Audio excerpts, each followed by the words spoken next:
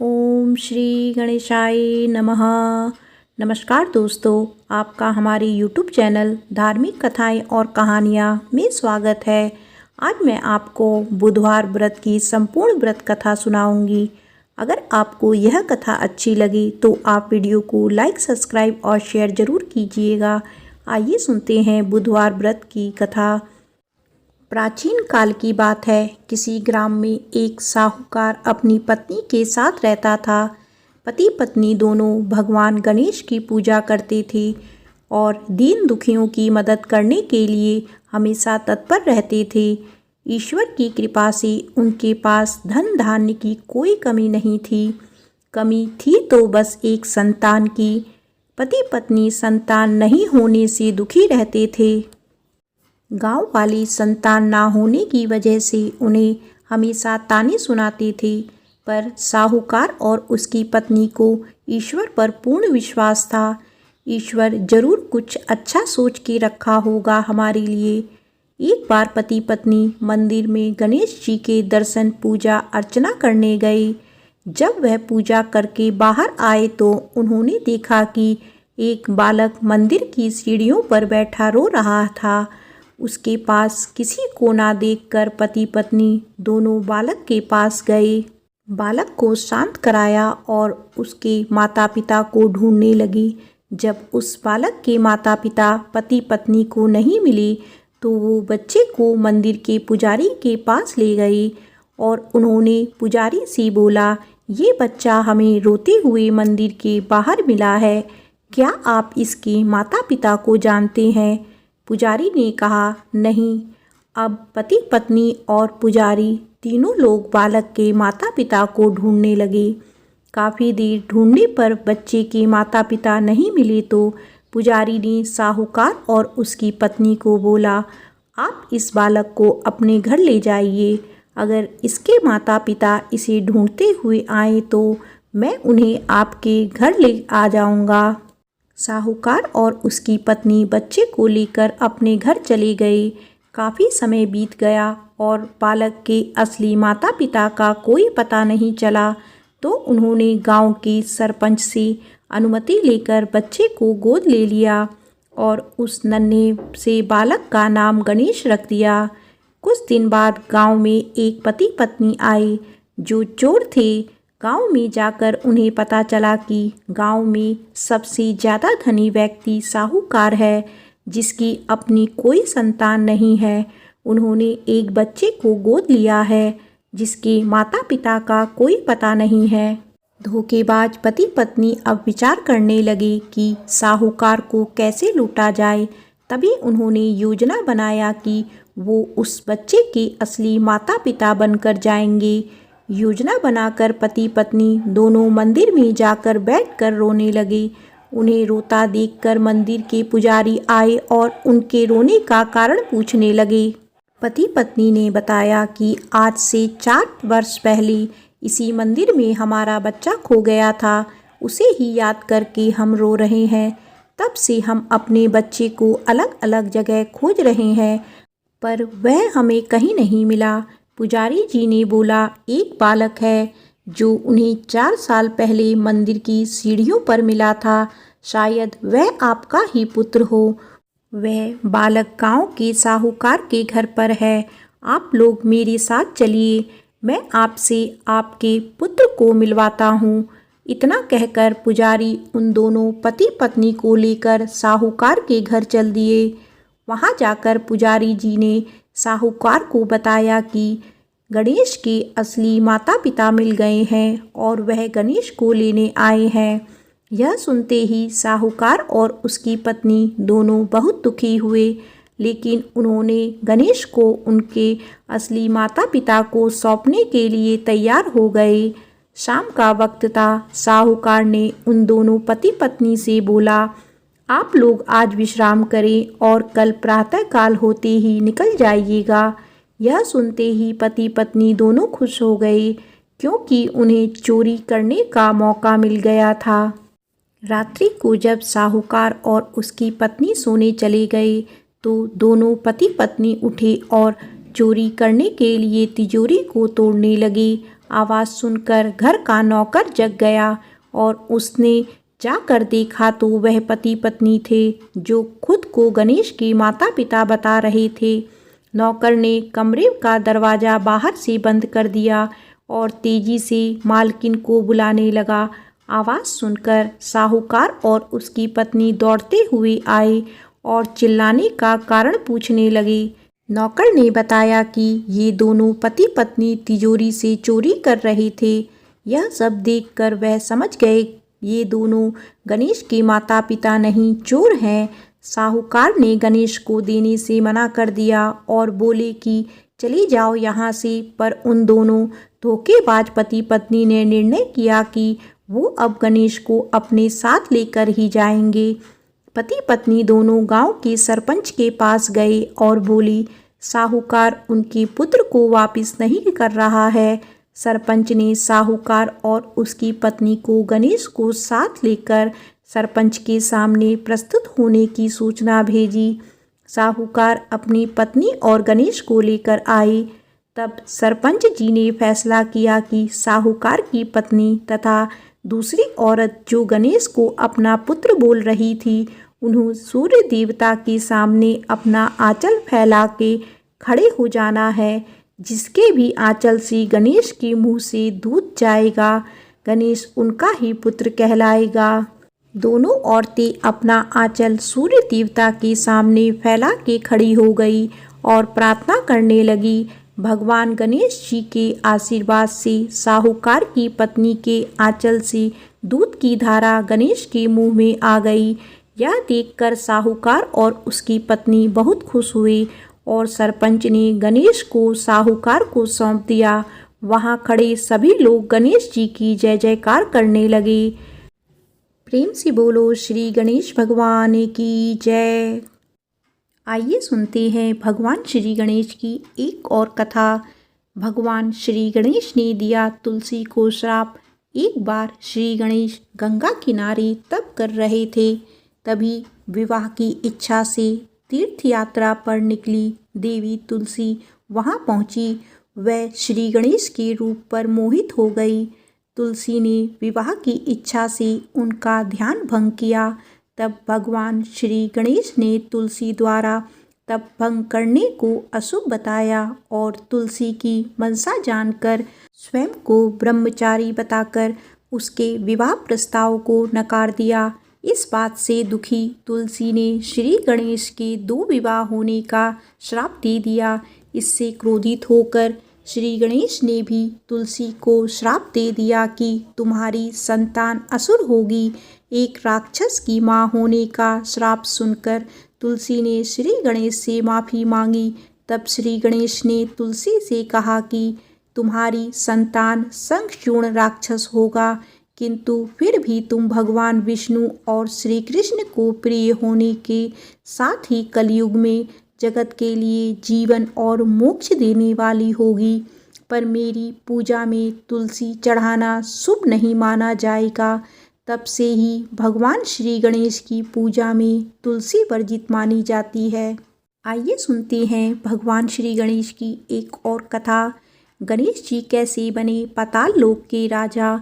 एक बार श्री गणेश जी मुनि पुत्रों के साथ पराशर ऋषि के आश्रम में खेल रहे थे।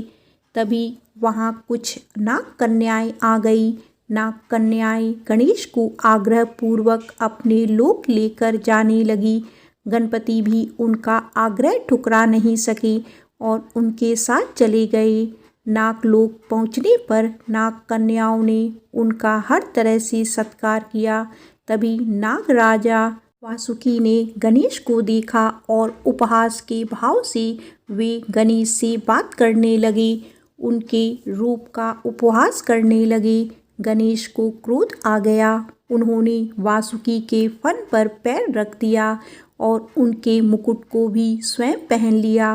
वासुकी की दुर्दशा का समाचार सुन उनके बड़े भाई शेषनाग आ गए। उन्होंने गर्जना की, किसने मेरे भाई के साथ इस तरह का व्यवहार किया है। जब गणेश जी सामने आए तो शेषनाग ने उन्हें पहचान कर उनका अभिनंदन किया और उन्हें नागलोक यानी पाताल का राजा घोषित कर दिया। आइए सुनते हैं भगवान श्री गणेश की एक और कथा। जब गणेश जी ने चुराया ऋषि गौतम की रसोई से भोजन। एक बार बाल गणेश अपने मित्र मुनि पुत्रों के साथ खेल रहे थे। खेलते खेलते उन्हें भूख लगी। पास ही गौतम ऋषि का आश्रम था। ऋषि गौतम ध्यान में मग्न थे और उनकी पत्नी अहिल्या रसोई में भोजन बना रही थी। गणेश जी आश्रम में गए और अहिल्या का ध्यान हटते ही रसोई से सारा भोजन चुरा कर ले गए और अपने मित्रों के साथ खाने लगे। तब अहिल्या ने गौतम ऋषि का ध्यान भंग किया और बताया कि रसोई से भोजन गायब हो गया है।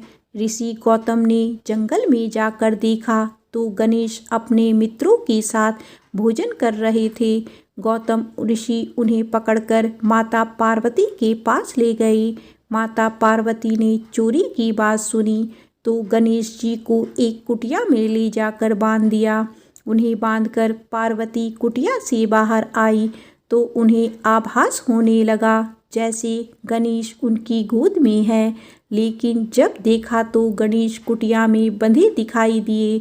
माता काम में लग गई। उन्हें थोड़ी देर बाद फिर से आभास होने लगा जैसे गणेश शिव गणों के साथ खेल रहे हैं। उन्होंने फिर से कुटिया में जाकर देखा तो गणेश वहीं बंधे दिखे। अब माता को हर जगह गणेश दिखाई देने लगे, कभी खेलते हुए, कभी भोजन करते हुए और कभी रोते हुए। माता ने परेशान होकर फिर कुटिया में देखा तो गणेश आम बच्चों की तरह रो रहे थे। वे रस्सी से छूटने का प्रयास कर रहे थे। माता को उन पर अधिक स्नेह आया और दयावश उन्हें मुक्त कर दिया। आइए सुनते हैं गणेश जी की एक और कथा। जब गणपति जी ने सारे देवताओं को यज्ञ करने में निमंत्रण किया। एक बार भगवान शिव के मन में एक बड़े यज्ञ के अनुष्ठान का विचार आया। विचार आते ही वे शीघ्र यज्ञ प्रारंभ करने की तैयारियों में जुट गए। सारे गणों को यज्ञ अनुष्ठान की अलग अलग जिम्मेदारियां सौंप दी गई। सबसे बड़ा काम था यज्ञ में सारे देवताओं को आमंत्रित करना। आमंत्रण भेजने के लिए पात्र व्यक्ति का चुनाव किया जाना था जो समय रहते सभी लोकों में जाकर वहां के देवताओं को ससम्मान निमंत्रण देकर आए। ऐसे में किसी ऐसे व्यक्ति का चयन किया जाना था जो तेजी से जाकर ये काम कर दे। लेकिन भगवान शिव को ये भी डर था कि कहीं आमंत्रण देने की जल्दी में देवताओं का अपमान ना हो जाए। इसीलिए उन्होंने इस काम के लिए गणेश का चयन किया। गणेश बुद्धि और विवेक के देवता हैं। वे जल्दबाजी में भी कोई गलती नहीं करेंगे। यह सोचकर शिव ने गणपति को बुलाया और उन्हें समस्त देवी देवताओं को आमंत्रित करने का काम सौंपा। गणेश ने इस काम को सहर्ष स्वीकार किया, लेकिन उनके साथ समस्या यह थी कि उनका वाहन चूहा था जो बहुत तेजी से चल नहीं सकता था। गणेश ने काफ़ी देर तक चिंतन किया कि किस तरह सभी लोकों में जाकर आदरपूर्वक सारे देवताओं को यज्ञ में शामिल होने का आमंत्रण दिया जाए। बहुत विचार के बाद उन्होंने सारे आमंत्रण पत्र उठाए और पूजा सामग्री लेकर ध्यान में बैठे शिवजी के सामने बैठ गए।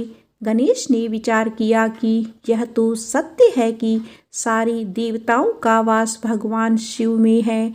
इनको प्रसन्न किया तो सारे देवता प्रसन्न हो जाएंगे। यह सोचकर गणेश ने शिव का पूजन किया और सारे देवताओं का आवाहन करके सभी आमंत्रण पत्र शिव को ही समर्पित कर दिए। इस प्रकार आमंत्रण समस्त देवताओं तक स्वतः ही पहुंच गए और सभी यज्ञ में नियत समय पर ही पहुंच गए। इस तरह गणेश ने एक मुश्किल काम को अपनी बुद्धिमानी से आसान कर दिया। प्रेम से बोलो श्री गणेश भगवान की जय। आइए सुनते हैं गणेश जी की एक और कथा। जब शनि की कुदृष्टि पड़ी गणेश पर।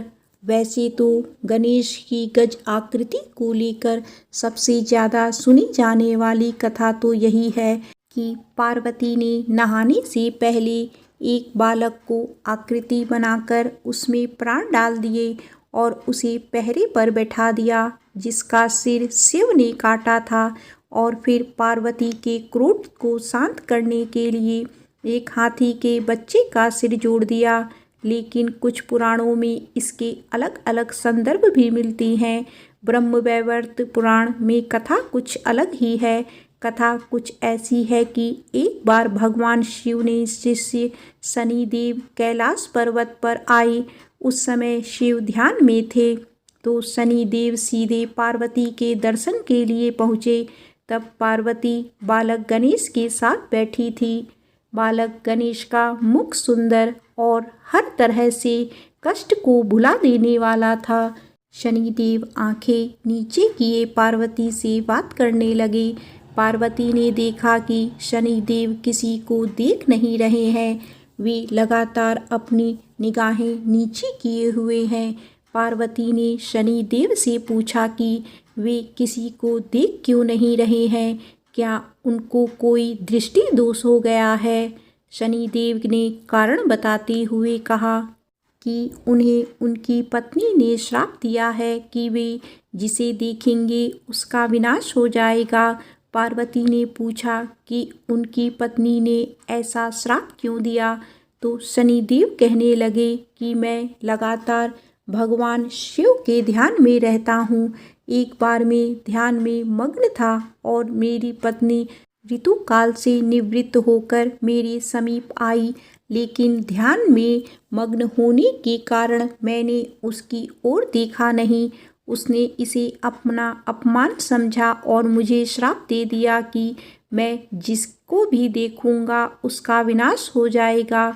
ये बात सुनकर पार्वती ने कहा कि आप मेरे पुत्र गणेश की ओर देखिए, उसके मुख का तेज समस्त कष्टों को हरने वाला है। शनिदेव गणेश पर दृष्टि डालना नहीं चाहते थे, लेकिन वे माता पार्वती के आदेश की अवहेलना भी नहीं कर सकते थे। सो उन्होंने तिरछी निगाह से गणेश जी की ओर धीरे से देखा।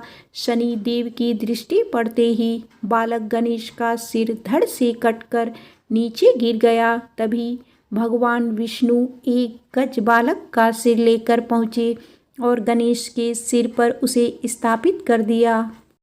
प्रेम से बोलो श्री गणेश भगवान की जय।